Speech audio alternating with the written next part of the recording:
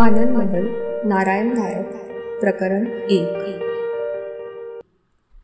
बऱ्याच वेळात बाहेरच्या खोलीतून अमरच्या हालचालीचा काहीच आवाज आला नाही, म्हणून वंदनाने स्वयंपाकघराच्या दारातून बाहेरच्या खोलीत डोकावून पाहिलं.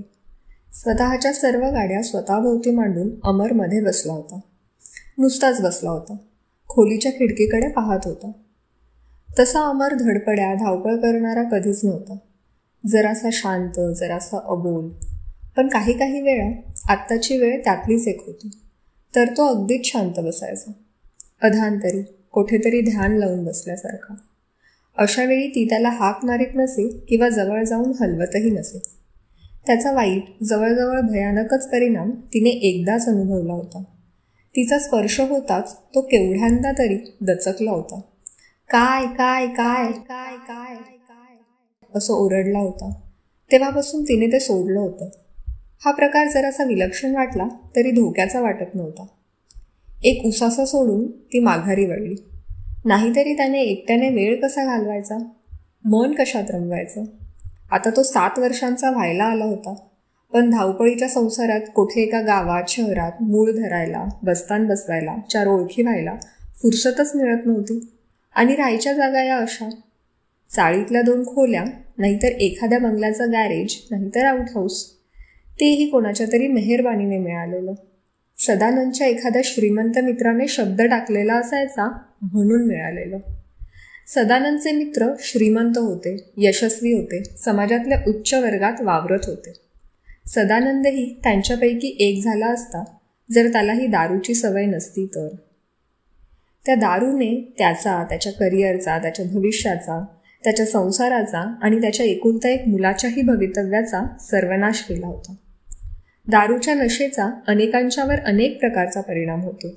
काही जण असंबंध होतात, काही जण गुंगीत जातात, तर काही जण भांडखोर होतात. दुर्दैवाने सदानंद शेवटच्या वर्गातला होता. 2-4 पेग जास्त झाले की आपण कोठे आहोत, कोणाशी बोलत आहोत हे तो पार विसरून जात असे. वरिष्ठांचा, हितचिंतकाचा उपमर्द, अपमान आणि तोही 4 चौघात झाल्यावर त्याचं कटू पर्यवसान काय होणार? नोकरीतून हकालपट्टी. मागाहून पश्चाताप काय कामाचा? अगदी प्रांजळ पश्चाताप झाला तरी त्याचा काय उपयोग? व्हायचं ते होऊन गेलेलं असायचं. मग परत नोकरीसाठी धावाधाव, मग परत भ्रमंती. आसपासच्यांशी जरा कोठे मैत्रीचे संबंध स्थापन होतात न होतात तोच हा आघात. शर्मेने मान खाली घालून शेवटचे काही दिवस वावरायचे, की त्या वस्तीला किंवा गावाला किंवा शहराला राम राम. ती एकटी असताना आणि आत्ताशी कितीतरी वेळा ती अशी एकटीच असायची. सतत मनात विचार यायचा, याच अंधाऱ्या, ओसाड, खडतर, एकाकी मार्गावरून आपलं यापुढचं आयुष्य जाणार का? सुरुवातीची तिच्या आयुष्याबद्दलची स्वप्न कदाचित भाबडीही असतील, पण आयुष्याकडून स्वास्थ्य, निश्चिंतता, आर्थिक सुबत्ता, सामाजिक प्रतिष्ठा या किमान अपेक्षा तरी बाळगण्याचा हक्क तिला नव्हता का? आणि व्याजोक्तीच अशी होती की हे सर्व सहज शक्य झालं असतं. सदानंद खरोखरच गुणी होता, हरहुन्नरी होता, कष्टाळू होता. तो कोणत्याही व्यवसायात खासच वरच्या हुद्द्यापर्यंत सहज चढला असता, जर हा दारूचा शाप नसता तर. गेली 12 वर्ष ती त्याला साथ देत आली होती, त्याच्यात कधी ना कधी सुधारणा होण्याच्या आशेवर. कितीदा त्याने दारू सोडण्यासाठी वचनं दिली होती आणि कितीदा मोडली होती. खरी गोष्ट ही होती की तीच स्वतःला फसवत आली होती. एक अप्रिय पण कठीण निर्णय घेण्याची वेळ आली होती. तो ती लांबणीवर टाकण्याची खटपट करीत होती. तिची पस्तीशीही उलटली नव्हती. मनात आणि शरीरात काहीतरी उभारी होती, तोवरच तिला तो निर्णय घ्यायला हवा होता. अमरला घेऊन वेगळं राहण्याचा निर्णय, काहीतरी नोकरी धरण्याचा निर्णय, पण ते अलग होऊन, सदानंद बरोबर राहून नाही. एकदा का तिने संसारासाठी द्रव्यार्जन करण्याची जबाबदारी स्वीकारली की सदानंदवरचं शेवटचं मानसिक बंधनही गळून पडेल. मग तर ती त्या कर्दमात कायमचीच रुतून बसेल. असा हा निर्णय घेताना भावनांच्या पाशांनी मन जखडू देता उपयोगी नाही. भावनांचे पाश असणारच. त्यांच्या 12 वर्षाच्या वैवाहिक आयुष्यात सुखाचे, उन्मादाचे, कायमचे जतन करून ठेवावेत असे क्षण आलेच नव्हते का? अर्थात आले होते, पण ते अत्तराच्या वासासारखे उडून गेले होते, मागे एक हुरहुरीची स्मृती ठेवून. त्या आठवणी हलक्या फुलक्या होत्या. कठीण, व्यवहारी आयुष्याचा भार पेलायची त्यांच्यात शक्ती नव्हती. आपले निर्वाणीचे शब्द ऐकताच सदानंदचा चेहरा कसा होईल? आपल्यावर त्याचा जीव आहे याबद्दल तिच्या मनात कधीही शंका नव्हती. पण त्या प्रेमासाठी ती किती सहन करणार, किती जीत सोचणार होती, किती त्याग करणार होती. वर्ष उलटत चालली होती तसे सुखाचे क्षण दुर्मिळ व्हायला लागले होते. त्यांची ओळख पटेनाशी झाली होती. समोर आले तरी त्याच्यावर मनाचा विश्वास बसत नव्हता, कारण अनेकदा ती मृगजळच ठरली होती. आणि त्यानंतर येणारी निराशा तर जास्तच दारुण, जास्तच असह्य भासली होती. नाही, मनाला फसवायची वेळ गेली होती. आता सदानंद परत येईल तेव्हा ही त्याची आणि तिची शेवटचीच भेट असेल. अमर गाड्यांच्या पसारात बसला होता.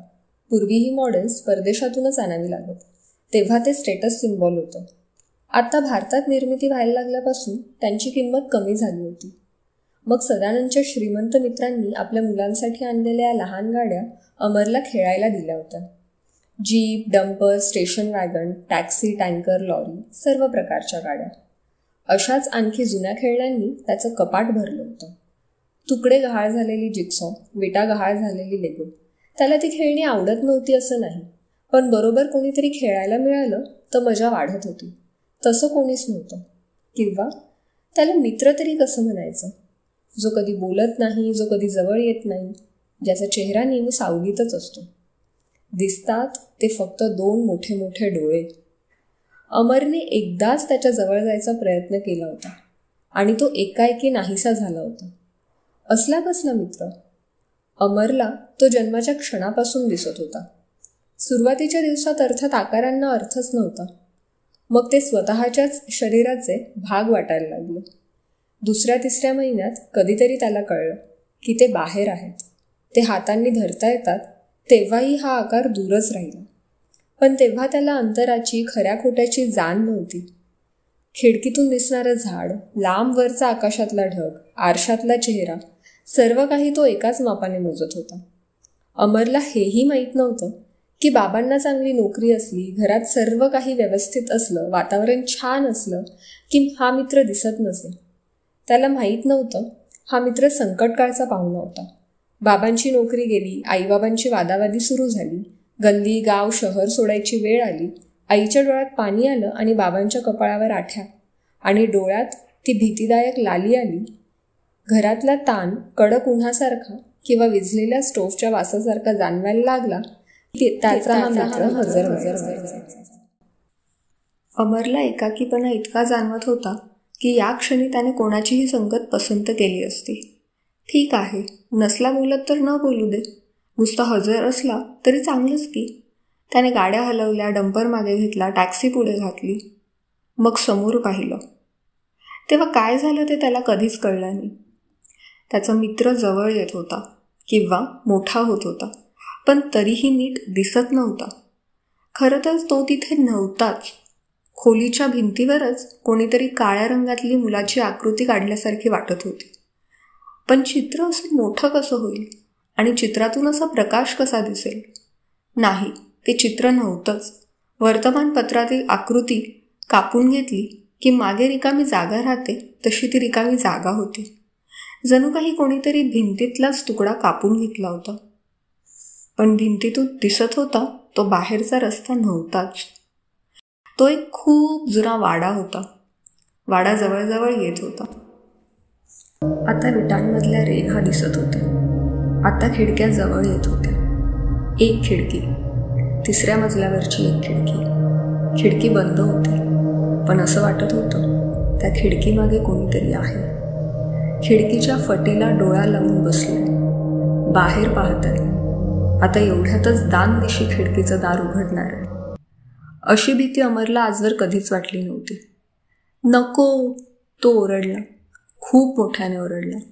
अमर, वंदना आतून ओरडली आणि घाईघाईने बाहेर आली.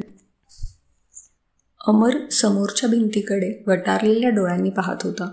वंदनाने त्याला एकदम जवळ घेतलं. त्याचं शरीर लाकडासारखं ताठ झालं होतं. याला काही फीटबीट तर नाही ना आली? तिच्या मनात भयानक शंका आली. आता हेच तेवढं कमी होतं. माझा एकुलता एक लाडका मुलगा अमर. मग तेवढ्यात त्याचं शरीर सैल पडलं आणि तो मुसमुसून रडायला लागला. खांद्यावर, डोक्यावर, पाठीवर हलके हलके थोपटून वंदनाने त्याला कसं तरी शांत केलं. आता मी आहे ना, आता भ्यायचं नाही, आता मी आहे ना जवळ, आता कशाला रडायचं, मी आहे ती त्याला धीर देत होती. तिचं स्वतःचं मन आतल्या आत भीतीने थरथरत होतं.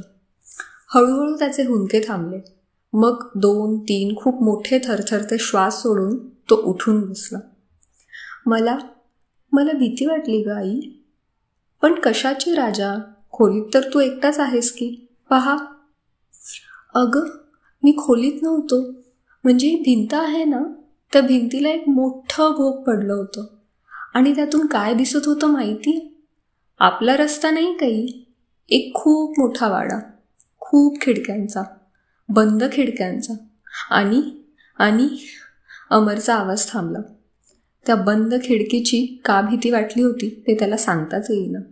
आणि त्याला ती आठवणच नको होती. चलतोस का आता? तुला चहा खरी देऊ का? चल, वंदना म्हणाली. आणि त्याला घेऊन आतल्या खोलीत गेली. हा काय आणखी नवा प्रकार होता? तिच्या डोक्याला काळज्या काय कमी होत्या की काय, की त्यात ही आणखी नवी भर पडायला? दैव तरी परीक्षा पाहणार होतं तरी किती. खारी चहात बुडवता बुडवता अमरने वर तिच्याकडे पाहिलं. किती निरागस, किती भाबडा चेहरा. तिला आतून अगदी भडभडून आले. पण स्वतःवर ताबा ठेवायला हवा होता. अमरला हसरा चेहरा दाखवायला हवा होता. त्याच्याशी साध्या सुध्या गमतीच्या गप्पाच मारायला हव्या होत्या. आणि हे तर आणखीच कठीण जाणार होतं.